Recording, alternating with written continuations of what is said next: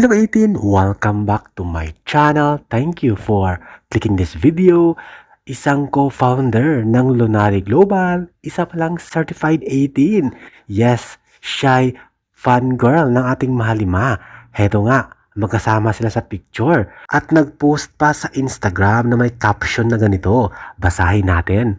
Sabi ni Julia sa kanyang caption, co-founder ng Lunari Global, being in person to experience this official SB19 concert felt like a dream.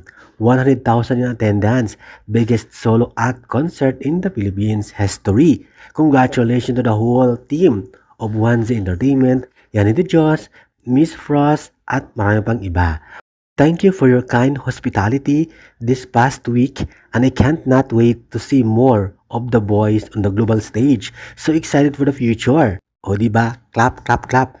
At may nagkomento, beyond spectacular. At sagot naman ni Julia, many more to come. Diba talagang positive na positive si Julia. Very supportive sa ating mahalima. At narito pa ang ilang komento at reaksyon ng 18.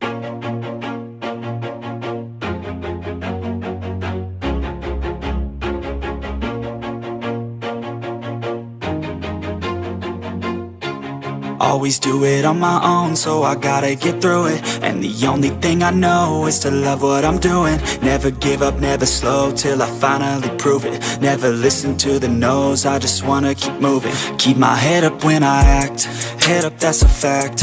Never looking back, I'ma keep myself on track. Keep my head up, staying strong, always moving on. Feel I don't belong, tell my thoughts to move along. Push myself to be the best, die with no regrets. Live with every breath, see my message start to spread. And I had so many dreams, then you hit your teens. Life ain't really what it seems. Thank you for watching, guys. See you in the next video and update. Please like and subscribe to my channel. Keep watching. God bless everyone, and always remember, be yourself and be a good one.